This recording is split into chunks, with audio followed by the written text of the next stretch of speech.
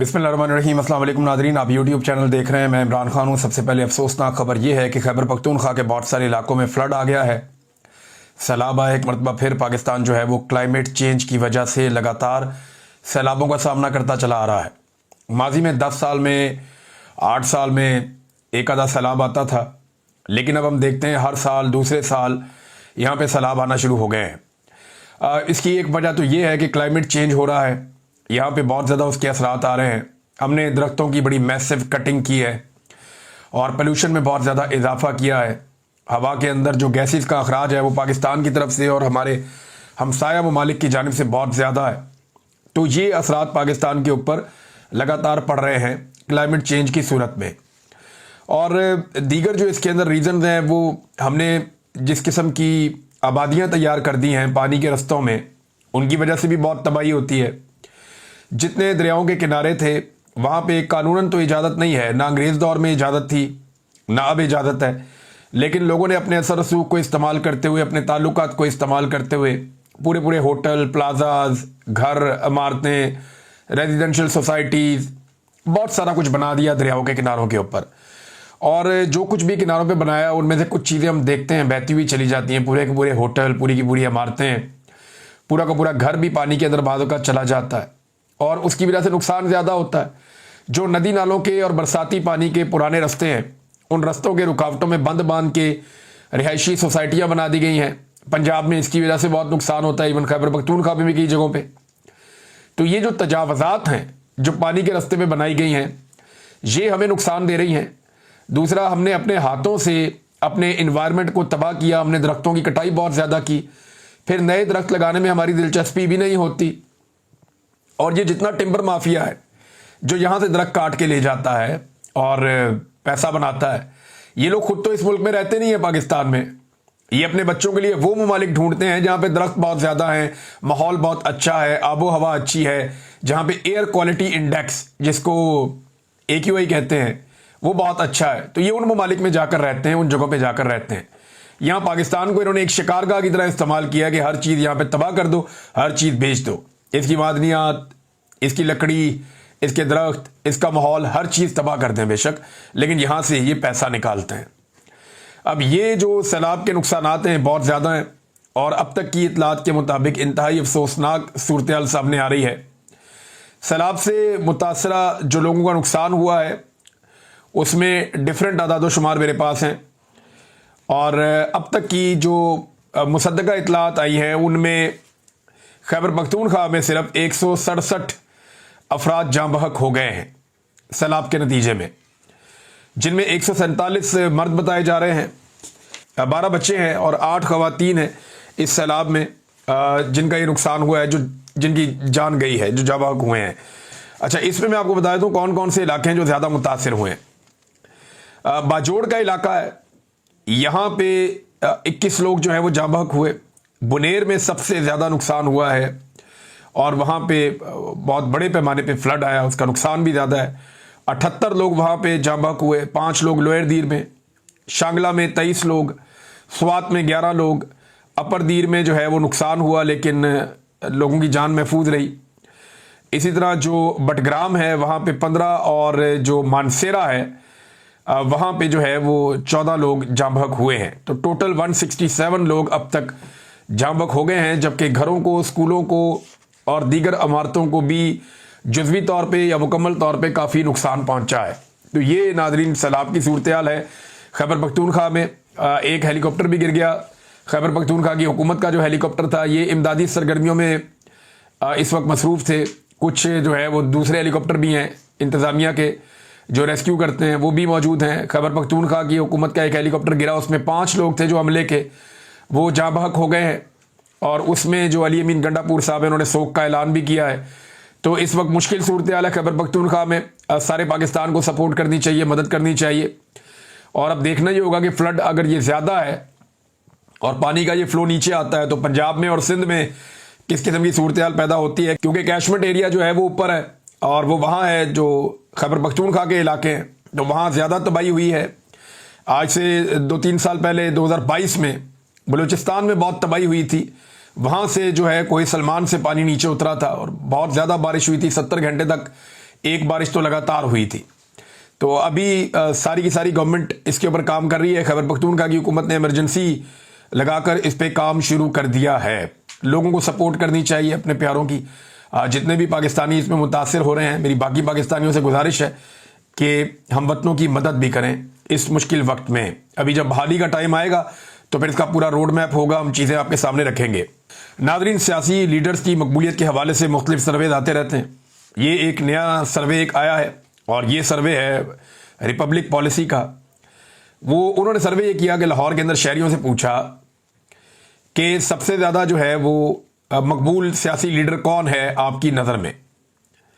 तो शहरियों ने इसका जवाब दिया है। ये जवाब मैं आपके सामने रखता हूँ, बड़ा इंटरेस्टिंग है। लाहौर में जुलाई 2025 में होने वाले सर्वे के मुताबिक जो लाहौर के शहरियों से सवालात किए गए, 56% लोगों के मुताबिक इमरान खान उनका सबसे मकबूल लीडर है, 56%। और उसके बाद दूसरे नंबर पे नवाज शरीफ साहब हैं और हालत उनकी ये है कि वो 17% पे रह गए हैं लाहौर में। फिर जो तहरीक लब्बैक के लीडर हैं साद रजवी साहब, वो 4% पे हैं, तीसरे नंबर पे हैं। बिलावल जरदारी, एक बड़ी जमहूरी पॉलिटिकल पार्टी के लीडर, वो 3% पे हैं। जमात इस्लामी 2% पे है। बाकी सियासी जमातें 2% पे हैं। जबकि 16% लोग ऐसे हैं जो किसी भी सियासतदान को पसंद नहीं करते। अब इमरान खान 56% के साथ सबसे आगे, यही तो प्रॉब्लम है पाकिस्तान की एस्टेब्लिशमेंट की और हुकूमत की। इमरान खान की मकबूलियत का खौफ उन्हें एक दूसरे के खिलाफ खड़े भी नहीं होने देता। और जो इस वक्त एस्टेब्लिशमेंट और मौजूदा हुकूमत के अंदर शामिल जमातों में एक प्यार मोहब्बत और रोमांस चल रहा है, उसकी सबसे बड़ी वजह अवाम में इमरान खान की मकबूलियत है। अगर इमरान खान साहब अवाम में मकबूल ना होते तो शायद ये इतना लंबा ना चलते। अपने अपने सर्वाइवल के लिए एस्टेब्लिशमेंट जो है वो मदद कर रही है रवायती सियासी जमातों की, और रवायती सियासी जमातों की जो हुकूमत है वो मदद कर रही है एस्टेब्लिशमेंट की। तो एक दूसरे के सहारे ये सब बेचारे खड़े हैं। नाज़रीन, पाकिस्तानियों ने पूरी दुनिया के अंदर जश्न आज़ादी मनाया। दुनिया भर में पाकिस्तानियों ने पाकिस्तान तहरीक इंसाफ के झंडे भी उठाए हुए थे। कहीं कहीं किसी और एक पॉलिटिकल पार्टी का झंडा भी नजर आ जाता था। तो पाकिस्तानियों ने जश्न मनाया, यौम आज़ादी मनाया, और ज़्यादातर लोगों ने पीटीआई के झंडे उठाए, नारे भी लगाए। वहाँ पुलिस भी मौजूद थी, इंतजामिया मौजूद थी। लेकिन इसके बावजूद सड़कें रुकी, ट्रैफिक स्लो हुई, बहुत सारा कुछ हुआ, लेकिन मुकदमे दर्ज नहीं हुए। पाकिस्तानियों पर मुकदमा दर्ज नहीं किए गए पूरी दुनिया में, क्योंकि वो पाकिस्तान का यौम आज़ादी जो है वो मना रहे थे। लेकिन पाकिस्तान में पाकिस्तानियों पर मुकदमे दर्ज कर दिए गए यौम आज़ादी मनाने पर, क्योंकि वो एक पॉलिटिकल पार्टी को भी साथ में सपोर्ट कर रहे थे और हुकूमत उस पॉलिटिकल पार्टी की मुखालिफ है। लिहाजा पाकिस्तान में मुकदमा दर्ज हो रहे हैं और पूरी दुनिया में नहीं हो रहे। और यौम आज़ादी किसका मनाया जा रहा है? पाकिस्तान का मनाया जा रहा है। पाकिस्तान में यानी ये जिसकी लाठी उसकी भैंस वाला सिस्टम है। ये एक और भी सड़क ब्लॉक हुई है, इसके ऊपर भी मुकदमा दर्ज करो। ये एक वीडियो आई है जो खैबर पख्तूनख्वा से आई है। डीआई खान 90 किलोमीटर दूर इससे जो है वो डेरा इस्माइल खान का शहर है, और ये 90 किलोमीटर जब लिखते हैं तो ये ज़िला कचहरी को लिखते हैं। तो बिल्कुल वज़ीर आला खैबर पख्तूनख्वा के ज़िले के बिल्कुल साथ ही मेन हाईवे मोटरवे के ऊपर ये अस्करियत पसंद दहशतगर्द जो है ये रक्स कर रहे हैं। टीटीपी जो है वो वहां पे रक्स कर रही है, इंजॉय कर रही है। सवाल ये है कि इनको वहां लेकर कौन आया? सवाल ये है कि इन्होंने बॉर्डर कैसे क्रॉस किया? सवाल ये है कि ये हथियारों के साथ यहां दंदनाते कैसे फिर रहे हैं? सवाल ये है कि इनकी सहूलतकारी किसने की है? गंडापुर कई दफा ये कह चुके हैं कि गुड तालिबान का एक मामला है। जब भी कभी हम कार्रवाई करते हैं तो हमें कहा जाता है ये अच्छे लोग हैं, इन्हें छोड़ दो। तो कहीं ये गुड तालिबान तो नहीं है? और अगर ये गुड तालिबान नहीं है और बैड तालिबान है तो फिर ये यहां क्या कर रहे हैं और ये यहां पहुंचे कैसे? और कोई भी कैसे किसी सड़क के ऊपर खड़ा होकर रक्स कर सकता है सड़क को बंद करके? और दिन दिहाड़े का टाइम है, आप अंदाजा करें, कोई रात का वक्त भी नहीं है। ये नाज़रीन सूरत हाल है पाकिस्तान में। अब पता नहीं ये वीडियो किस मकसद के लिए बनाई गई है और किस मकसद के लिए इसको वायरल किया गया है, लेकिन पाकिस्तान की सिक्योरिटी फोर्सेस की एक बड़ी नाकामी है कि जिन्होंने बॉर्डर कंट्रोल करना था वो दहशतगर्दों को कंट्रोल नहीं कर पाए। हालांकि पाकिस्तान ने अनाउंस किया था कि सारे दहशतगर्द पाकिस्तान से जा चुके हैं, पाकिस्तान में दहशतगर्दी क्लियर कर दी है, कोई दहशतगर्द पाकिस्तान के अंदर मौजूद नहीं है, हमारे पास कोई नो गो एरिया नहीं है। फिर इन लोगों को वापस कौन लेकर आया? इमरान खान पे इल्ज़ाम लगाते हैं आप मीटिंग्स के मिनट्स उठाकर देख लें। मुराद से 2022 से चीख रहा है कि इनको मत लाओ, इनको मत लाओ, इनको मत लाओ। शानदाना गुलजार कहती हैं कि जनरल बाजवा का यह मंसूबा था कि टीटीपी के लोगों को लाकर पाकिस्तान तहरीक इंसाफ को कमजोर करना है, फारग करना है 3 साल में। और आपको सड़कों के ऊपर ये लोग दंदनाते हुए नजर आ रहे हैं, ना कोई सवाल करने वाला है, ना कोई जवाब देने वाला है। हालात तो ये हो गए हैं। अस्करियत पसंद है, वो बंदूकें उठा के जनाब वहां पे मजे से रक्स कर रहे हैं, वहां पे घूम रहे हैं। नाजरीन, कुछ चीजें मैं आपके सामने रखता हूं कि पाकिस्तान की हुकूमत की तवज्जो किस तरफ है। तो पाकिस्तान के अंदर जो बेहतरीन सब्सिडीज दी गई थी इस साल, वो ट्रैक्टरों की खरीदारी पर दी गई थी कि अगर किसान ट्रैक्टर खरीदना चाहते हैं तो हम उन्हें सब्सिडी दे रहे हैं, किसान ट्रैक्टर खरीद लें। लेकिन लगभग 22 साल के बाद पहली मरतबा ऐसा हुआ कि पाकिस्तान में किसानों ने ट्रैक्टर नहीं खरीदे। बहुत ही कम लेवल पे आके किसानों ने ट्रैक्टर खरीदे हैं। ये मेरे पास 2003 से लेकर अब तक का डाटा मौजूद है, और ये डाटा अगर आप देखें तो Pakistan tractor sales drop to 22 years low. 22 साल के लोएस्ट लेवल के ऊपर पाकिस्तान में ट्रैक्टरों की खरीदारी पहुंच गई। कोरोना वायरस जब आया था ना, तब लोगों ने चीजें खरीदना बंद कर दी थी। कोरोना वायरस के दौरान भी जो ट्रैक्टरों की फरोख्त है वो इतनी कम कभी नहीं हुई जितनी अब हो गई है। उसकी वजह क्या है? किसानों के पास पैसे ही नहीं है। किसान पैसे आएंगे तो नया ट्रैक्टर लेंगे ना, उनके पास पैसा आएगा तो काश्तकारी में इजाफा करेंगे ना, पैसा आएगा तो अपनी जमीन को सैराब करेंगे, उसमें बीज डालेंगे, उसके ऊपर खाद डालेंगे, उसका ख्याल रखेंगे। किसानों को जिस तरह इन्होंने भूखा मारा है उसका नतीजा यही निकलना था। इस वक्त जो ट्रैक्टरों की खरीदारी है पाकिस्तान में वो लोएस्ट पे चली गई है। ट्रैक्टर तो और बात है, तनख्वाहदार तबके हों या ताजर बरादरी हो या जो थोड़ा बहुत एक मिडिल क्लास है, उनकी एक गाड़ी थी ऑल्टो। ये पाकिस्तान में सबसे ज्यादा बिकने वाली गाड़ी है, और इसकी जो सेल है उसमें 75% तक कमी आ गई है। 75%। फर्ज करें अगर ये 1000 गाड़ी बिकती थी तो अब ये 250 गाड़ी बिक रही है, 750 गाड़ी नहीं बिक रही।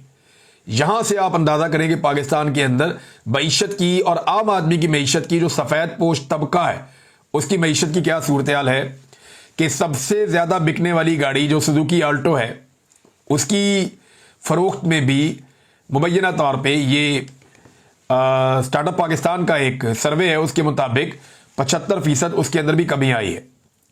लेकिन कुछ तो ऐसा होगा जो पाकिस्तान में ज्यादा बिक रहा है। तो नाज़रीन, वो हैं लंडे के कपड़े। लोग नया कपड़ा नहीं खरीद सकते, लोग बाजार में जाते हैं, नए कपड़े बहुत महंगे हो गए हैं और आम आदमी की पहुंच से दूर जा रहे हैं। लिहाजा लोगों ने लंडे की जो मसनूआत हैं, जो कपड़े हैं, वो पहनना शुरू कर दिए और गुर्बत लगभग 44% तक पहुंच गई। उसके बाद लंडे के इस्तेमाल शुदा कपड़ों की इंपोर्ट में तारीखी इजाफा हो गया है। यह डॉन अखबार की रिपोर्ट के मुताबिक 2025 में लंडे के इस्तेमाल शुदा कपड़ों की इंपोर्ट में रिकॉर्ड $511 मिलियन खर्च हुए हैं। लंडा बाजार गुर्बत का शिकार होने वाले पाकिस्तानियों का गढ़ बन गया है। यह है नाजरीन पाकिस्तान में गुर्बत की सूरत हाल जो इन्होंने पाकिस्तान के साथ कर दिया, और ये कहते हैं हमने मईशत ठीक कर दी, हम पाकिस्तान को बेहतर कर रहे हैं। ये आप पाकिस्तान को बेहतर कर रहे हैं कि पाकिस्तानी पुराने कपड़े इस्तेमाल शुदा पहनने पर मजबूर हो गए हैं। वजह क्या है? वो नए कपड़े अफोर्ड नहीं कर पा रहे, और 44% लोग जो है, लगभग आधा पाकिस्तान गुर्बत की लकीर से नीचे धकेल दिया गया है। नाजरीन, एक और खबर है, ये नरेंद्र मोदी ने धमकी गई पाकिस्तान को। देखिए, पूरी कौम को एक जंगी जनून में तो मुब्तला किया हुआ है पाकिस्तान की मिलिट्री एस्टेब्लिशमेंट ने और सियासतदानों ने मिलकर, क्योंकि नरेंद्र मोदी की गलती की वजह से और उसकी भोंडी हरकतों की वजह से जो शख्स या जो लोग पाकिस्तान में मुंह नहीं उठा सकते थे, बात नहीं कर सकते थे, उनको भी जबान मिल गई और पाकिस्तान की एस्टेब्लिशमेंट को अमेरिका के करीब जाने का मौका भी मिल गया। अब अमेरिका से पाकिस्तान का फायदा तो इन्होंने लेना नहीं है, अपना जाती फायदा लेना होता है। लिहाजा अब ये इमरान खान को दबाएंगे, अपनी मुखालिफ पॉलिटिकल पार्टी को दबाएंगे और इस जालिमाना रजीम को तूल देने की कोशिश करेंगे जो ये कर रहे हैं। लेकिन वही नरेंद्र मोदी इनको धमकियां भी दे रहा। नरेंद्र मोदी ने यह तय कर लिया है, और ये भारत ने जो सारा कुछ किया ना पहलगाम वाला, पाकिस्तान के अंदर लोगों को हम बेवकूफ बनाते हैं। यह कहा जाता है कि पहलगाम भारत ने इसलिए किया कि वो पाकिस्तान पे हमला करना चाहता था। बिल्कुल नहीं। भारत पाकिस्तान के साथ कोई जंग लड़ना नहीं चाहता। मेरा नहीं ख्याल कि वो इस तरह जंग लड़ेगा पाकिस्तान के साथ। आर्मी चीफ ने ठीक कहा है कि एक तरफ ट्रक आ रहा है जी वो डंपिंग वाला, दूसरी तरफ जनाब वो मर्सिडीज आ रही है, एक टक्कर हो जाएगी तो नुकसान कितना होगा। भारत की इकॉनमी बहुत आगे जा रही है, उसके बाद बहुत पैसा है, वो तरक्की कर रहा है पाकिस्तान से बहुत ज्यादा तेजी से, पाकिस्तान नहीं कर पा रहा। तो ऐसे में भारत को जंग सूट नहीं करती। भारत सिर्फ पाकिस्तान के पानी पर कब्जा करना चाहता है और इस पानी पर कब्जा करने के लिए भारत ने एक लड़ाई पाकिस्तान के साथ, एक झड़प पाकिस्तान के साथ लड़ी है ताकि जवाब घड़ा जा सके। जो मुझे समझ आती है ना, पहले पहलगाम किया, उसके बाद पाकिस्तान के साथ पंगा किया, उसमें पाकिस्तान ने इनको धो दिया पकड़ के एयरफोर्स ने। और अब भारत के पास एक सॉलिड बहाना मौजूद है अपने मुल्क में और नेशनल और इंटरनेशनल लेवल पे कि हम पाकिस्तान को पानी नहीं देंगे। नरेंद्र मोदी ने कहा कि भारत ने तय कर लिया है कि खून और पानी साथ नहीं बह सकता। हिंदुस्तान के पानी पर हक सिर्फ हिंदुस्तान का है। हमें अब सिंध तास मुआहदा मंजूर नहीं है।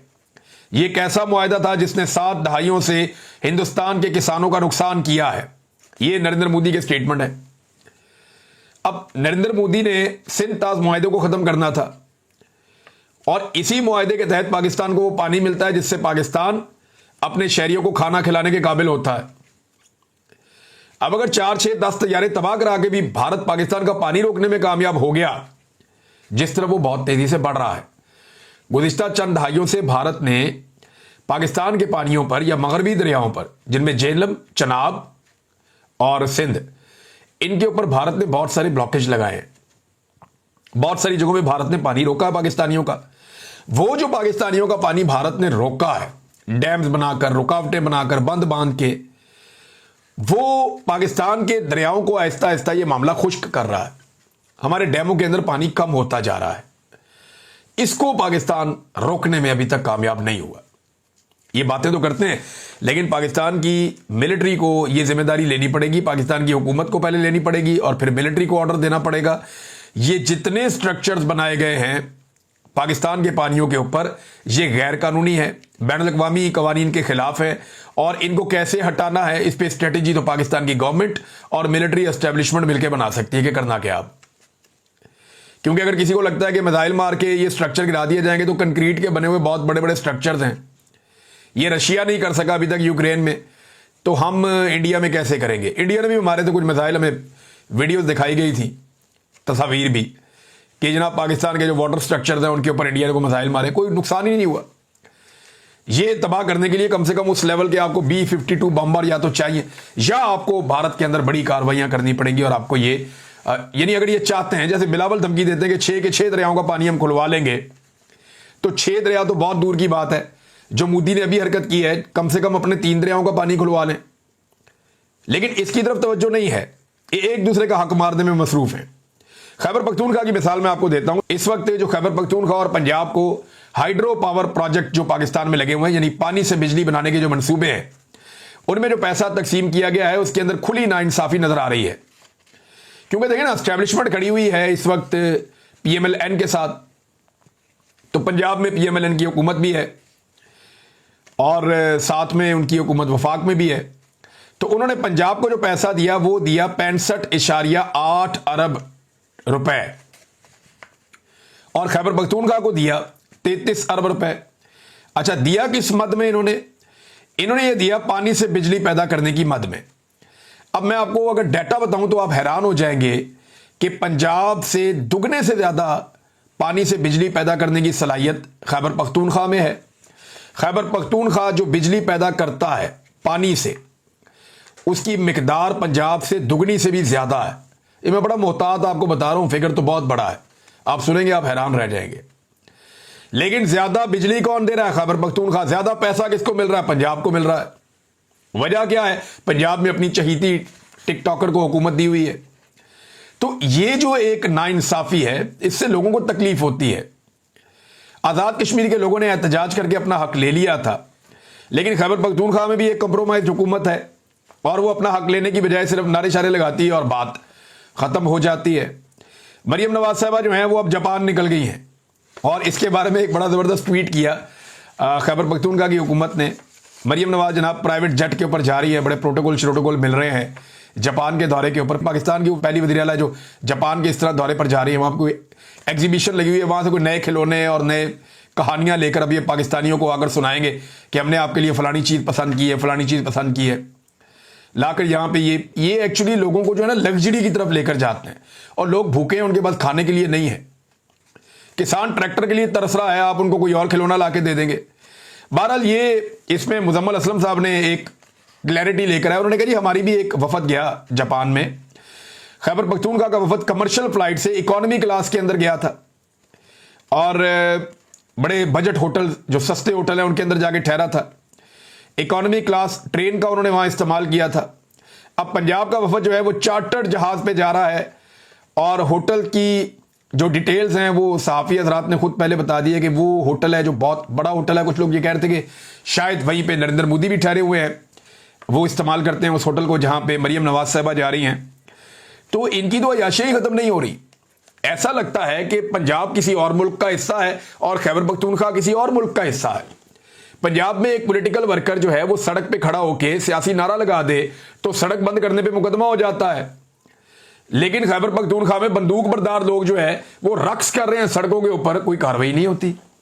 खैबर पख्तूनख्वा से लोग जाते हैं उसी जापान के अंदर और इकोनॉमी क्लास में जाते हैं, इकोनॉमी ट्रेन में सफर करते हैं, सस्ते होटलों में ठहरते हैं। और पंजाब से एक वफद जाता है, वो जनाब वीवीआईपी किस्म के होटल के अंदर ठहरते हैं, चार्टर्ड प्लेन के अंदर जाते हैं, वहां पे वीवीआईपी प्रोटोकॉल लेते हैं। क्या ये दो अलग अलग मुल्कों के सूबे हैं या एक ही मुल्क के दो सूबे हैं? ये पाकिस्तान के ऊपर मुसल्लत किए गए हुक्मरानों ने पाकिस्तान को और पाकिस्तानियों को दिखाया कि देखो हम ये लोग हैं। और ये इसकी एक बड़ी वजह यह भी है कि सियासतदानों से अवाम नफरत करे और एक वक्त आए कि जो एक क्लास इमरान खान साहब सियासत के अंदर लेकर आए, वो क्लास ये कहकर हाथ पैर झाड़ के खड़ी हो जाए कि यार हम सियासत में नहीं पड़ते, ये हैं ही सारे गंदे और इन्होंने यही करना, इन्होंने ऐसे ही मुल्क चलाना। लोगों को ये मायूस करना चाहते हैं, लेकिन अभी तक तो लोग मायूस नहीं हो रहे, डटे हुए हैं। अब तक के लिए इतने, अपना ख्याल रखिएगा, अपने इस चैनल का भी। अल्लाह हाफ़िज़।